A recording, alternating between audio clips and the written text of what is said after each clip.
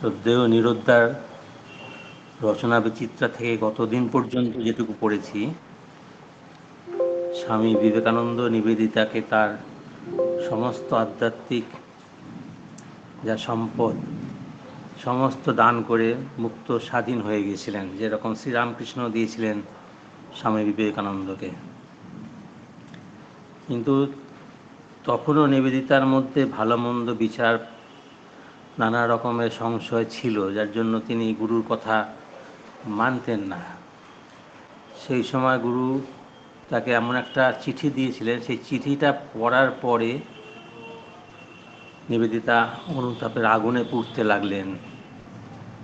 Phoenix পাখির মতো আত্মাহুতি থেকে তার নবজন্ম লাভ করল। ফিনিক্স পাখি যেমন রূপকথার পাখি আমরা জানি, আগুনে পুড়ে যাবার পর ছাই থেকে নবজন্ম লাভ করে, তেমনি নিবেদিতারও যেন নবজন্ম হলো সেই চিঠিটা পড়ার পরে। তার আন্তরিকতা তাকে রক্ষা করল। এরপরে নিরুদ্ধার লেখা, তিনি ব্রিটারসিতে চলে গেলেন। দেশে ফিরবার আগে শিষ্যাকে আশীর্বাদ করে গুরু বললেন, কর্মী তৈরি করা শেষ হলে মহৎ নেতাকে অন্যত্র চলে যেতে হয়, নতুবা শিষ্যরা স্বাধীনভাবে কাজ করতে পারে না। আমি আর তোমার কেউ নই, আমার সব শক্তি তোমায় অর্পণ করেছি। বিপুলা পৃথ্বী এখন তোমার সামনে, তাতে ঝাঁপ দাও। যদি আমি তোমায় তৈরি করে থাকি তাহলে যেন তোমার বিনাশ হয়, যদি মা ভবানী তৈরি করে থাকেন তাহলে তোমায় কে মারবে? শিষ্যারের শেষ অবাধ্যতা, তারপরে মন্ত্র শান্ত ভুজঙ্গিনী, তার প্রেম নিকষিত হেম। নিবেদিতা এখন ইউরোপে একা। জগদীশ বোস লন্ডনে রয়্যাল সোসাইটিতে তার থিসিস পড়বেন। নিবেদিতার সাহায্য তার কাছে যেন বিধাতার আশীর্বাদের মতো নেমে এলো।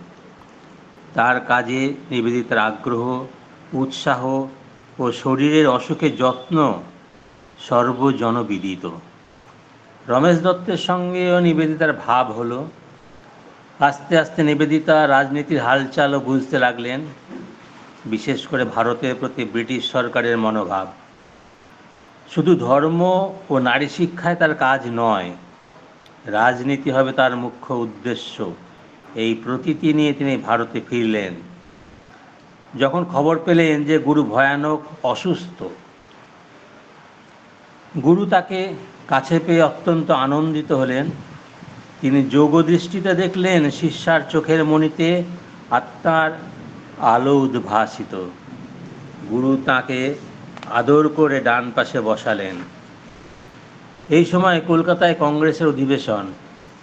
একে একে প্রধান নেতৃবৃন্দ অসুস্থ স্বামীজির সঙ্গে দেখা করতে এলেন। তাদের সঙ্গে দীর্ঘ আলাপ আলোচনা চলতে লাগলো সমাজ রাজনীতি সম্বন্ধে। স্বামীজির পাশে যেন এক ছোট কংগ্রেস গড়ে উঠল। নিবেদিতা গুরুর পাশে বসে বিবিধ আলোচনা মনোযোগ দিয়ে শোনেন। গুরু মাঝে মাঝে তার মতামত আহ্বান করেন। এইভাবে গুরু দেশের নেতাদের সঙ্গে শিষ্যার পরিচয় করিয়ে দেন এবং ভবিষ্যৎ রাজনীতি ক্ষেত্রে যেন দীক্ষা দিয়ে যান। শেষের দিন নিবেদিতা বেলুড়ে এসেছেন। স্বামীজি তাকে নিজ হাতে খাওয়ালেন, নিজে তার হাত ধুইয়ে দিলেন। শিষ্যা অবাক হয়ে গুরুর চোখে তাকালেন। অপার প্রেমপূর্ণ গুরুর দৃষ্টি। সব কিছুর অর্থ বুঝেও হৃদয় বুঝতে চাচ্ছে না। গভীর শান্তি ও নীরবতা নিয়ে তিনি ফিরে এলেন। সারাদিন অনুভব করলেন গুরুর সান্নিধ্য। আকাশে, বাতাসে, গাছে, লতা পাতায়, শব্দে, মৌনতায় যেন গুরুর সত্তা ছেয়ে রয়েছে।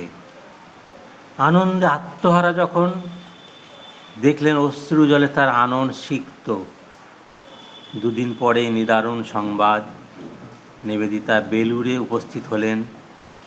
শান্ত সমাহিত ভাব, immobile in herself, she gathered force. Savitri একটা লাইন দিয়ে নিরুদ্দার লিখে দিয়েছেন। গুরুর মাথা কোলে নিয়ে বসলেন। তার শেষ প্রার্থনা, গুরু, আমার সমস্ত কাজ যেন তোমার ইচ্ছা বহন করে চলে। অন্ত্যেষ্টিক্রিয়ার সময় গুরুর গৈরিক পোশাকের অর্ধদগ্ধ এক টুকরো শিষ্যার কোলে এসে পড়ল। নিবেদিতা এখন একা, সম্মুখে বিশাল কর্মক্ষেত্র, শিষ্যার উপর গুরু তার অসম্পূর্ণ বিপুল কর্মভার অর্পণ করে সরে গেছেন। কিন্তু পলে পলে তাকে তৈরি করে গেছেন কত সূক্ষ্ম যত্নে, কঠোরে কোমলে, প্রকাশ্যে অন্তরালে, কখনো তদ্দূরে, কখনো তদান্তিকে। ঈশোপনিষদের একটি শ্লোক, তদে জ্যোতি তন্ময় জ্যোতি তদ্দূরে তদান্তিকে তদন্তরস্য সর্বস্ব তদু সর্বস্বাস্য বাহ্যত। কখনো গুরু নির্মম উদাসীন, কখনো পরম প্রিয় বন্ধু পিতা। এমনি করে অসংখ্য ভাঙা গড়ার বেদনাদায়ক পথে এই স্বাধীন চেতা শিষ্যাকে গড়ে তুলেছেন মহান শিল্পীর মতন।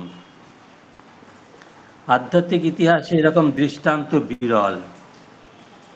শিষ্যা একা বটে, কিন্তু অসহায় নন। গুরুর শক্তি ও সূক্ষ্ম সান্নিধ্য তাঁর সত্তা ও চিন্তায় ওতপ্রোত।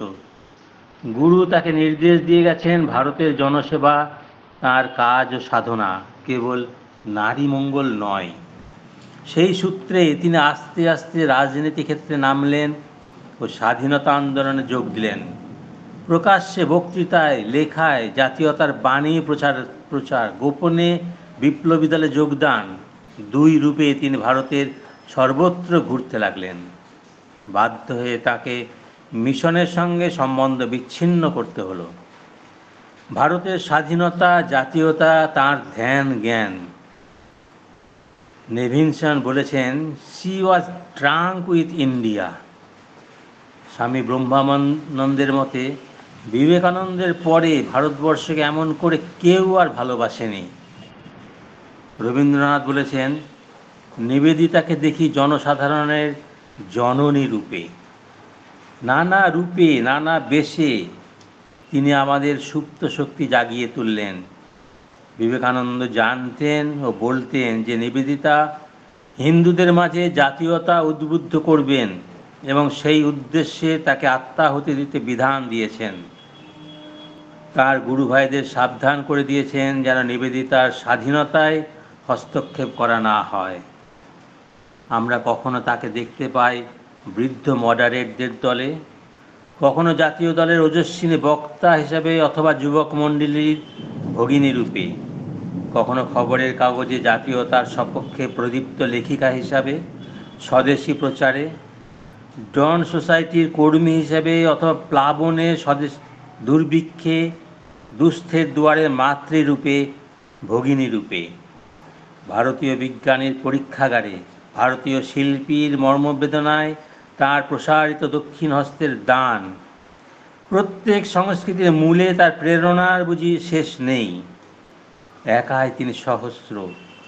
আশ্চর্য ভাবি, এত অফুরন্ত প্রাণশক্তি, এমন অকুণ্ঠ আত্মভোলা বিশালতা, এসব কি এতদিনে রুদ্ধ আয়ত্ত অধ্যাত্ম শক্তির প্রকাশ নয়? একের মধ্যে এতখানি বৈচিত্র্যই বা সম্ভব হলো কি করে?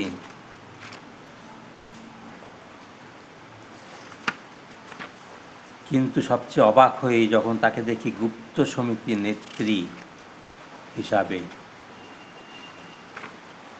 সবাইকে প্রণাম জানাই। আজকের পর আমি এইটুকুই শেষ করছি।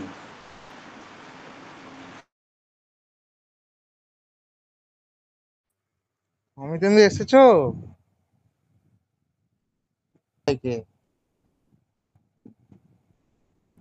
মা এবং প্রভুর চরণে প্রণাম জানিয়ে আমি একটি রবীন্দ্রসঙ্গীত নিবেদন করছি।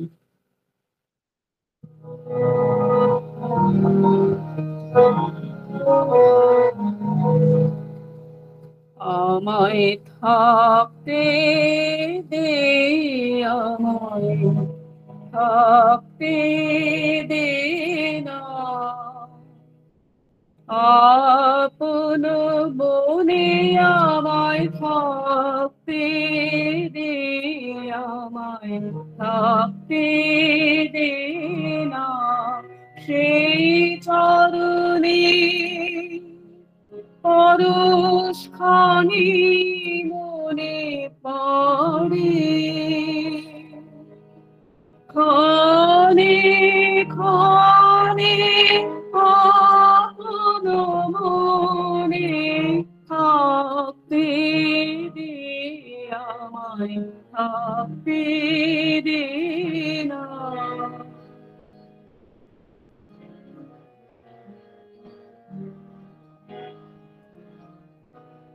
পথর পাকে কাজের ঘরে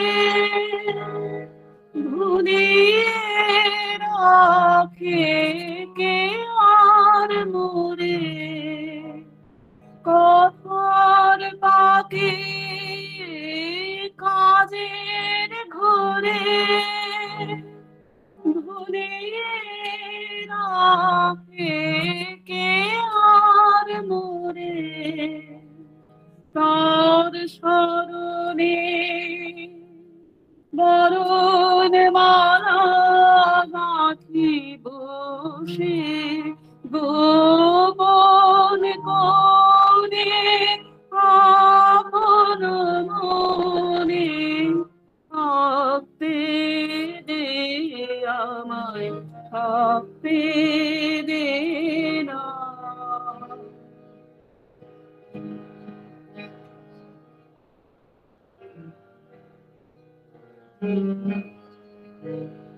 এই যে ব্যথার রতন খানি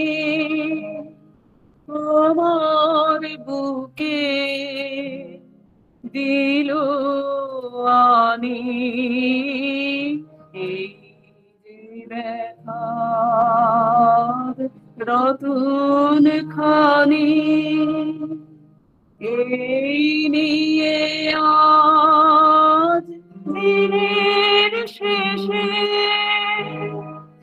একা চলে তার দেশে, এই নিয়ে আজ দিনের শেষে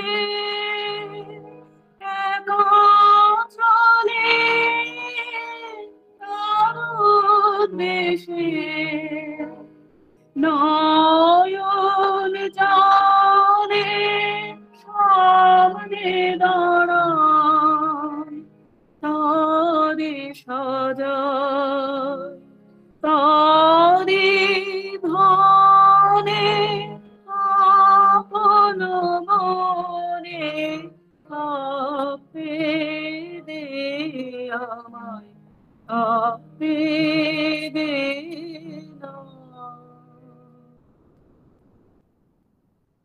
উপস্থিত সকল ভক্ত এবং অনুরাগী বৃন্দকে আমার প্রণাম জানাই।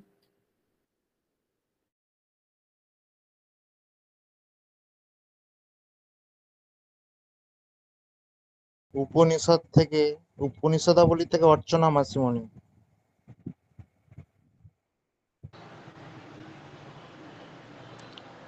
ওম শ্রী অরবিন্দ মীরা। অপূর্ব, তোমার সাবিত্রীর পাঠক এসে পৌঁছতে পারেননি? না, আচ্ছা, এলে তুমি আমাকে বলো একটু, আমরা একটু চেষ্টা করি। যারা উপস্থিত রয়েছে সকলকে আমার সান্ধ্য প্রণাম।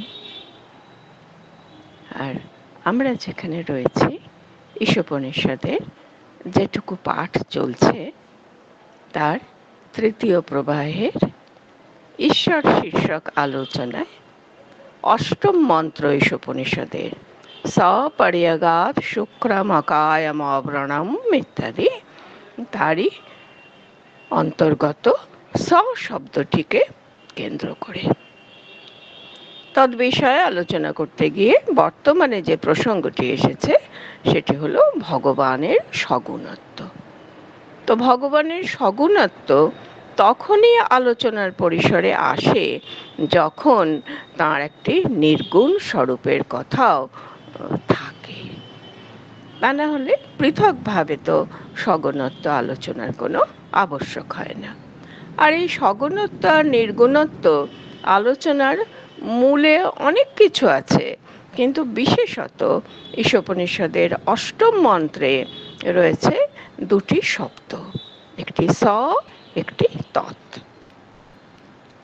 তাদের দ্বারা নির্দেশিত পরব্রহ্ম সেই একই, কিন্তু তবুও কেন তাকে কখনো স এবং কখনো তৎ বলা হয়েছে সেই বিষয়ে যথেষ্ট আলোকপাত করছেন প্রভু শ্রী অরবিন্দ এই অংশে।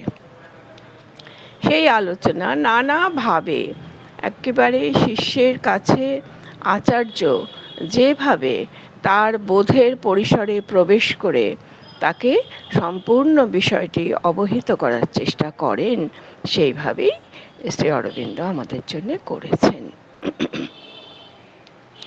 শেষ অবধি আমরা বিগত দিনে যেটুকুন পাঠ করতে পেরেছিলাম সেখানে দেখছিলাম যে শেষে এইরকম একটা সিদ্ধান্ত, এই সিদ্ধান্ত সবই পূর্ব নির্দিষ্ট, শুধুমাত্র তার প্রকাশ এখানে হয়েছে কয়েকটি শব্দে।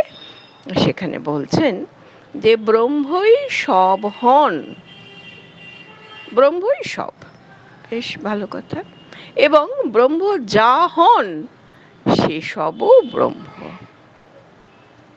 এখানটাতে খালি একটু বুঝে নেওয়ার ব্যাপার থাকে।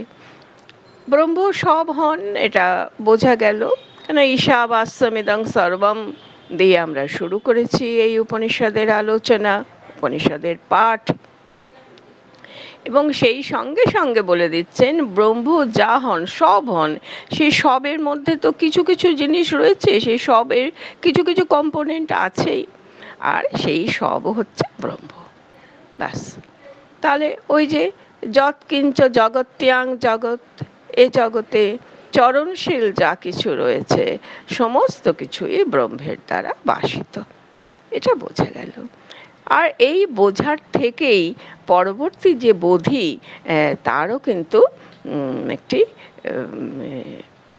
নির্দেশ পাওয়া যাচ্ছে বা ইঙ্গিত পাওয়া যাচ্ছে, বা সুস্পষ্ট রূপে সে বিষয়টিও প্রকাশিত হচ্ছে। শ্রী অরবিন্দ নিজেই বলেছেন প্রেমিক নিজেই প্রেমাস্পদ। এটা যদি আমরা আমাদের দৈনন্দিন জীবন দিয়ে, আমাদের সাধারণ বোধ দিয়ে বুঝতে চাই, ব্রহ্মকে বুঝতে যে সকলে পারছেন তা নয়, কিন্তু যেখানে বোঝা যাচ্ছে যে প্রেমিক নিজেই প্রেমাস্পদ, প্রাণে প্রেমের যে একেবারেতে আধার আধেয় সবই এক, কর্তার আত্মরূপায়ণই কর্ম।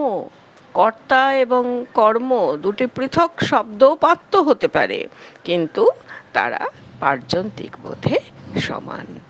কর্তার আত্মরূপায়ণই কর্ম, কি সুন্দর করে বললেন যে তিনি নিজেকে যেভাবে রূপায়িত করছেন সেটি তার কর্ম। এই দুটি বিষয়কে যদি ধরে নিই, প্রেমাস্পদর প্রেমিকের মধ্যে কোনো পার্থক্য নেই,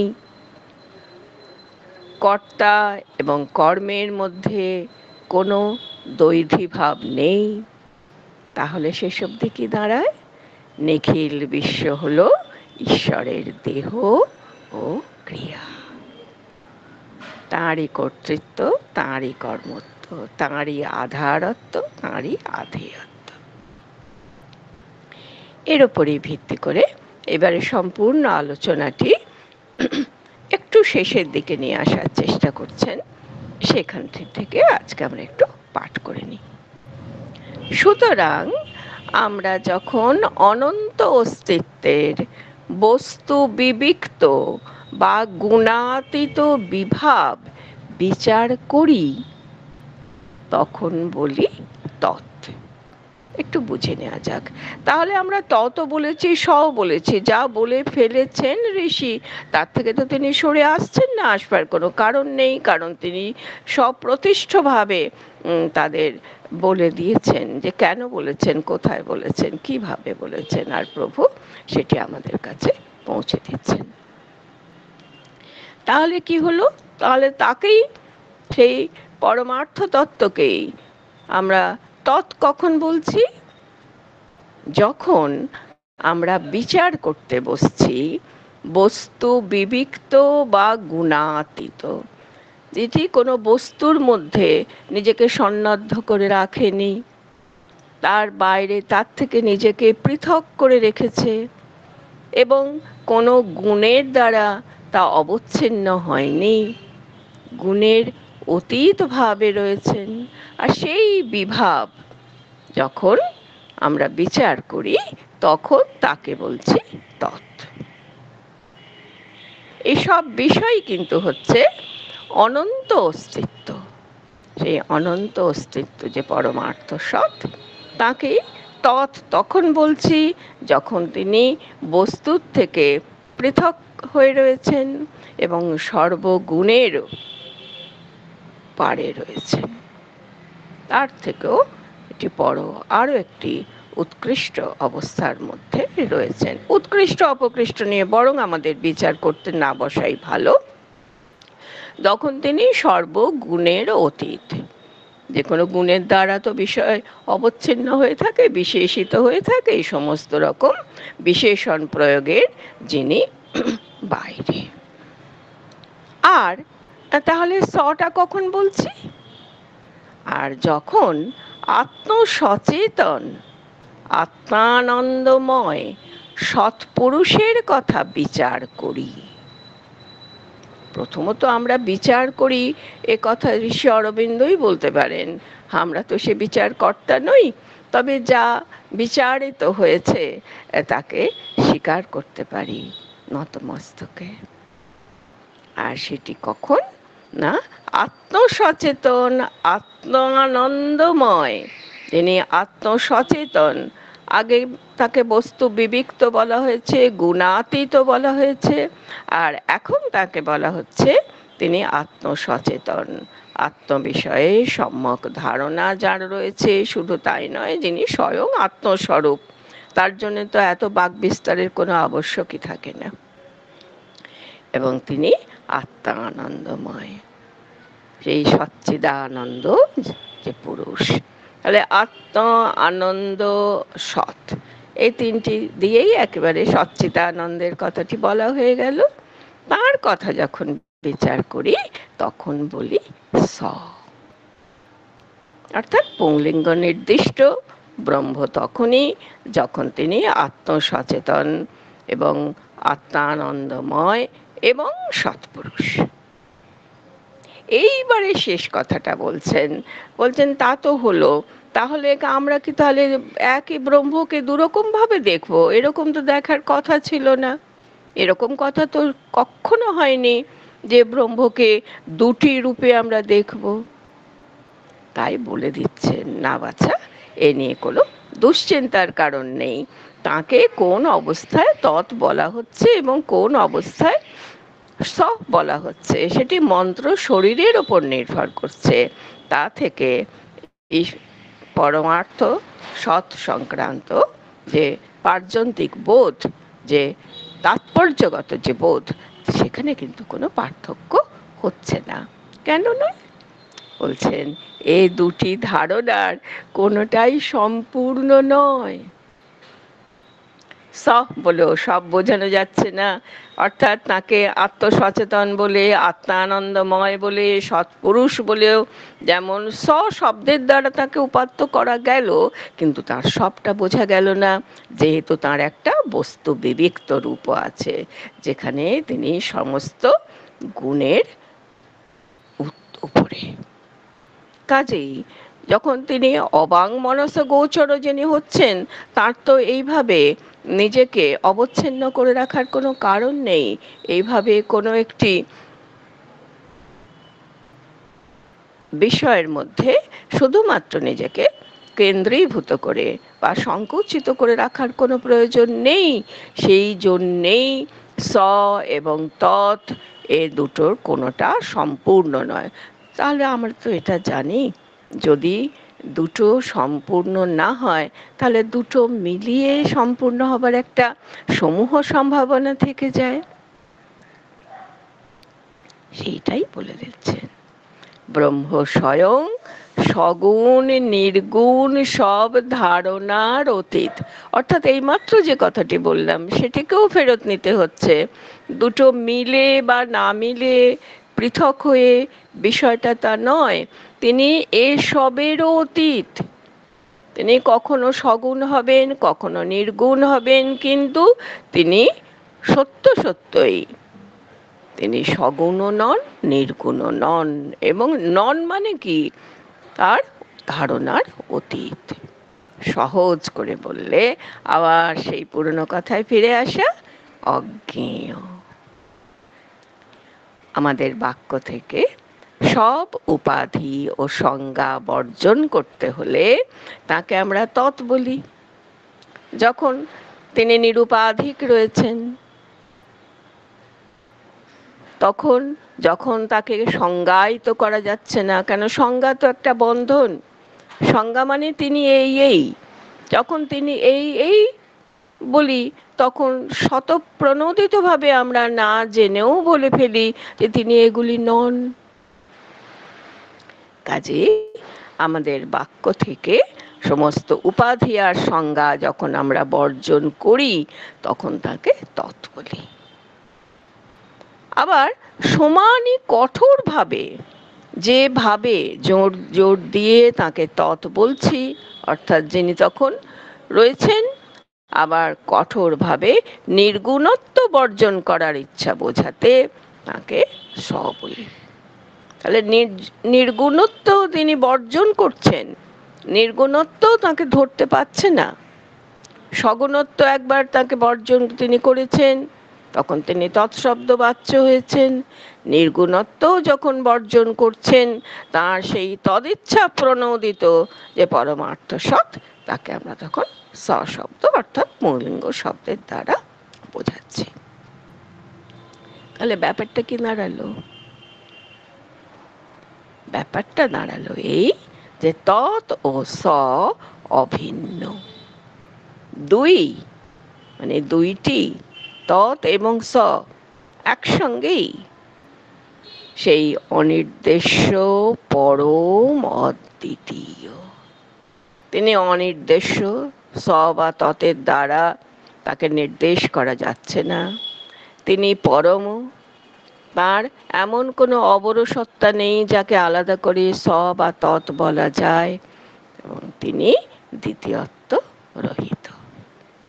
যে কথা নিরন্তর উপনিষদ বলে আসছেন, একমেবা দ্বিতীয়ম, তিনি অদ্বিতীয় এবং একম অর্থাৎ পরম।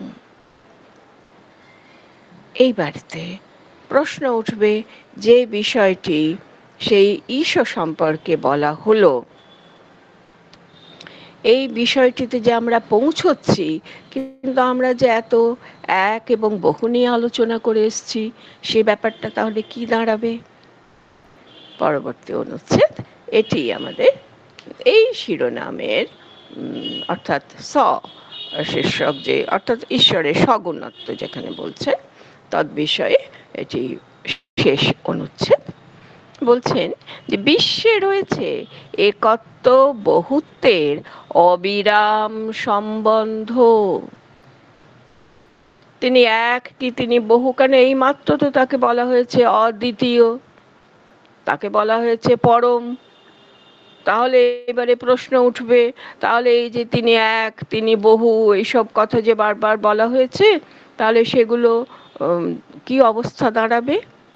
তাই বলছেন এরা পরস্পর সম্বদ্ধ, এদের সম্বন্ধ রয়েছে এই বিশ্বেই। সেটা কাদের সম্বন্ধ? একত্বের আর বহুত্বের। একত্ব একা শেষ কথা নয়, বহুত্ব তার পরিণামগত রূপ, কিন্তু সেও তার শেষ কথা নয়। তার প্রকাশ হচ্ছে কোথায়? তার প্রকাশ হয় বিশ্ব পুরুষ ও বহু পুরুষ রূপে।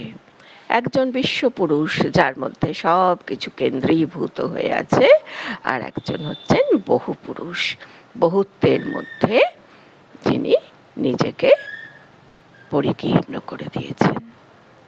এবং এক বহুর মধ্যে তথা বহুর সংখ্যাতীত বিগ্রহের মধ্যে অনন্ত বৈচিত্র্যময় অনন্য সম্বন্ধের সম্ভাবনা রয়েছে। তাহলে এই এক এবং বহু এরা কিন্তু কোনো পৃথক বস্তু নয়। তাহলে এরা কেমন বস্তু? এরা অনন্য ভাব সম্বন্ধে সম্বদ্ধ, একে অপরের সঙ্গে একেবারে মিলে আছে। এবং সেই মিলনও কিরকম? সে হচ্ছে অনন্ত বৈচিত্র্যময়। তাকে কোনো একরৈখিক ভাবনার দ্বারা তাকে কখনো প্রকাশ করা যায় না, তাকে বোঝা যায় না, বোঝার চেষ্টা করাও বাতুলতা। তা যদি হয় না করতে হলেই ভালো, তাহলে বুঝে নেওয়াটা বরং অনেক সহজ যে তার স্বরূপটা কি, এই যে অবিরাম সম্বন্ধ, সেই সম্বন্ধটা কিভাবে আসছে। তাই বলছেন তিনি নিজেই যখন এক তখন বিশ্বপুরুষ, যখন বহু তখন তিনি বহু পুরুষ। আর এই এক এবং বহুর মধ্যে, শুধু এক আর বহুর মধ্যে নয়, বহুরও তো সংখ্যাতীত বিগ্রহ রয়েছে। বহু মানে তো এক নয়। বহু যদি এক এক নয় মানে আমাদের সীমিত বুদ্ধির এক নয়, এবং সেই যে এক সেটিও কিন্তু তার যে বহু অর্থাৎ সংখ্যাতীত বিগ্রহ অসংখ্য তার মধ্যে রয়েছে। আর যিনি এক তিনি একই আছেন। কাজেই সেই এক বহুর মধ্যে আর বহুর সংখ্যাতীত বিগ্রহের মধ্যে, দুয়ের মধ্যেই এই বহুর যে অপরিগণনীয় যে বিগ্রহ, সেগুলিও তো এক, একে একে একে একে জুড়ে জুড়ে তবেই তো এই বহুত্বের সংজ্ঞা লাভ হয়েছে তার। তাদের মধ্যে একটা যে অনন্য সম্বন্ধ, তাদের যে পারস্পরিক সম্পর্ক, সেই সম্পর্কের চরিত্রও হচ্ছে আবার অনন্ত বৈচিত্র্যময়। তাহলে অনন্ত বৈচিত্র্যময় অনন্য ভাব সম্বন্ধে সম্ভাবিত এক এবং বহু যখন রয়েছেন, তখন সেটি হচ্ছে সেই পরমার্থ সতের প্রকৃত স্বরূপ। ভাগবত সত্তার লীলার দ্বারা তার নিজের অভিব্যক্ত সব আবাসে ঈশ্বরের অনুপ্রবেশের ধারার দ্বারা সে সব সম্বন্ধ নিরূপিত হয়। আবার ফিরে যাওয়া সেই প্রথম মন্ত্রচরণে, ঈশাবাস্যমিদং সর্বম, যাকে এখানে বলছেন তার নিজের অভিব্যক্ত সব আবাস, তিনি নিজেকে যেখানে যেখানে অভিব্যক্ত করেছেন, তার যেখানে যেখানে অভিব্যক্তি, যেখানে যেখানে তার প্রকাশ, সেখানে কি হয়েছে না ঈশ্বরের অনুপ্রবেশ হয়েছে। এখানে ঈশ্বর দ্বারা সে সব কিছুই বাসিত হয়ে আছে, সমাচ্ছাদিত হয়ে আছে, পরিবৃত হয়ে আছে। তার দ্বারাই এই অনন্য সম্বন্ধটি নিরূপিত হচ্ছে। সকলেই যেন একই জায়গার মধ্যে রয়েছেন এবং সব কিছু আবৃত রয়েছে ঈশ্বর কর্তৃক, আর যার ফলে এই বৈচিত্র্যময় অনন্য সম্বন্ধটি সম্ভবপর হচ্ছে। তাহলে এটা ঘটছে কি করে? এ তো বোঝা গেল যেটা শেষ অবধি ঘটলো, তাহলে ঘটলো তার স্তরগুলো কিরম দাঁড়াচ্ছে। বলছেন প্রথম হয় বিভিন্ন ব্যষ্টিজীবের সজ্ঞান অনন্য সম্বন্ধ। তাহলে এককে তো আমি বাদ দিতে পারছি না, তাহলে ব্যষ্টিজীবও রয়েছে। তাই বিভিন্ন ব্যষ্টিজীব তাদের অনন্য সম্বন্ধ, একজনের সঙ্গে একজন জুড়ে যাচ্ছে, মামা কাকা দাদা বাবা যে কোনো সম্পর্কে, যে কোনোভাবে বন্ধু শত্রু যে কোনো সম্পর্কে, সে ব্যষ্টি জীবের এই যে অনন্য সম্বন্ধ, সেটা কিন্তু সজ্ঞান। এমন নয় যে সেটা তাদের জ্ঞানগোচর নয়, তাদের পারস্পরিক সম্বন্ধ রয়েছে। পরে তারা সেসব সম্বন্ধকে ঊর্ধ্বমুখী করে পরমের সঙ্গে সজ্ঞান সম্বন্ধ স্থাপনের অবলম্বন রূপে ব্যবহার করে। তাহলে শুরু হচ্ছে সেই এককে দিয়ে, যা ব্যষ্টি জীবের মধ্যে প্রকাশিত, তাদের পারস্পরিক সম্পর্ক এবং জ্ঞান ও পুরস্কার। পরবর্তীকালে সেই সজ্ঞান সম্বন্ধ রইল, কিন্তু সেই সব সম্বন্ধ, কারণ ব্যষ্টি জীব তো এক নয়, অনন্ত ব্যষ্টি জীব রয়েছে, সেই অনন্ত ব্যষ্টি জীব তাদের সমস্ত পারস্পরিক সম্বন্ধকে ঊর্ধ্বমুখী করলো। এটা খুব সুন্দর একটা ছবি কেমন যেন চোখের সামনে ফুটে ওঠে না? যখন কোনো খুব সূক্ষ্ম বোধের কোনো চিত্রকর একটা মানুষের ভিড় আঁকেন, তিনি কি আঁকেন? কিচ্ছু আঁকেন না, শুধু ওই কালো কালো বুটি বুটি বুটি বুটি কতগুলো মাথা এঁকে দিলেন। অনেকের যদি ঊর্ধ্বমুখীনতা বোঝাতে চাওয়া হয়, কিচ্ছু আঁকেন না তারা, শুধু কতগুলো হাত যেন ওপরে উঠে গেছে, কিন্তু হাতেরা তো একা একা উপরের দিকে ওঠে না, সেই হাতেরা তো কোনো না কোনো মানুষের, কোনো না কোনো জীবের, কোনো না কোনো প্রার্থইতার হাত হিসেবেই থাকে। তারা যখন উপরে উঠে যায় তখন কিন্তু সেই সংঘ শক্তিটাই সেখানে বড় হয়ে ওঠে। তাদের যে পাশের মানুষটার সঙ্গে সে গা ঘেঁষে আছে কিংবা গা ঘেঁষে নেই, এটা তখন কোনো বড় ব্যাপার হয়ে দাঁড়ায় না। তখন তাদের সেই সমূহ যে শক্তি, সেই সামূহিকতাই, সেটাই তখন বড় হয়ে ওঠে। সেই জন্যেই এত সহজ করে বলতে পারলেন যে প্রথম হয় বিভিন্ন ব্যষ্টিজীবের অন্যান্য সম্বন্ধ, পরে সেই সম্বন্ধকে ঊর্ধ্বমুখী করে পরমের সঙ্গে সজ্ঞান সম্বন্ধ স্থাপন, আর এই স্থাপনের অবলম্বন রূপেই তাকে ব্যবহার করা হয়। পরমের সঙ্গে এই রূপে সম্বন্ধ স্থাপনই আনুষ্ঠানিক ধর্মের কার্য ও উদ্দেশ্য। যতই উপনিষদের ব্যাখ্যা করুন, এই মাটির পৃথিবীতে দাঁড়িয়ে এবং আমাদের মতো অত্যন্ত সাধারণ মেধার অনেক মানুষের সঙ্গেই তো যোগাযোগ রেখে চলতে হয়। কাজেই মাটির পৃথিবীতে তার সমস্ত ভাবনা চিন্তাকে নামিয়ে আনতে হয়েছে।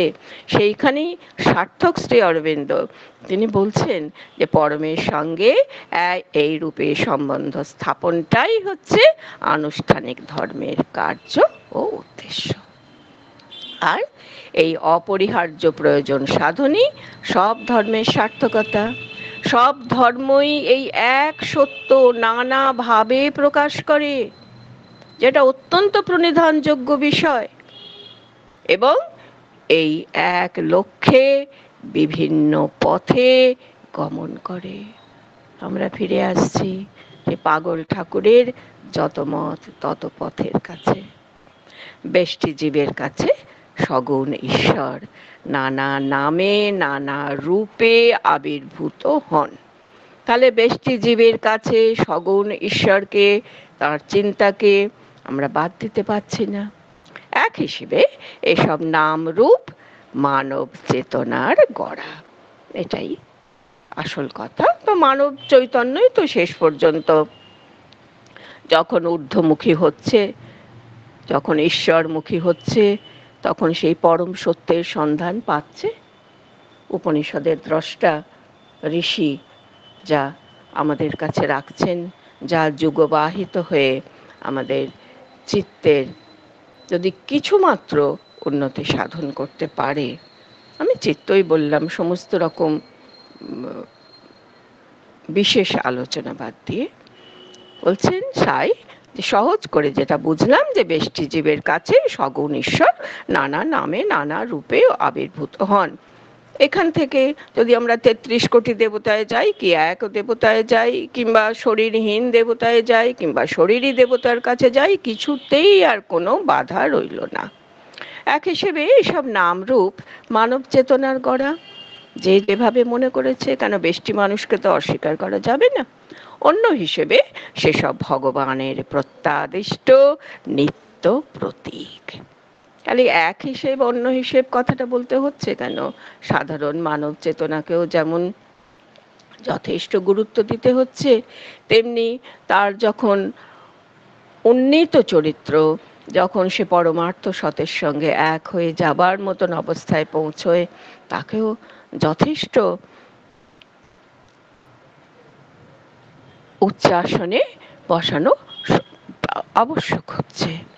তাই বললেন এই প্রত্যাদিষ্ট নিত্য প্রতীক এগুলি ভগবানেরই প্রতীক, তিনি বহুরূপে সম্মুখে তোমার, যেভাবেই বলে থাকুন বিবেকানন্দ এই কথাই শেষ পর্যন্ত দাঁড়াচ্ছে।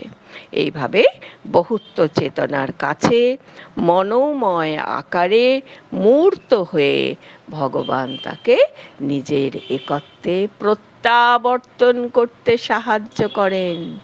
আমরা একে একে হাত না বাঁধলে সেই মানব শৃঙ্খল হয় না, যেখানে সেটি একটি শৃঙ্খল এবং শৃঙ্খলাই যার একমাত্র ধর্ম। প্রণাম।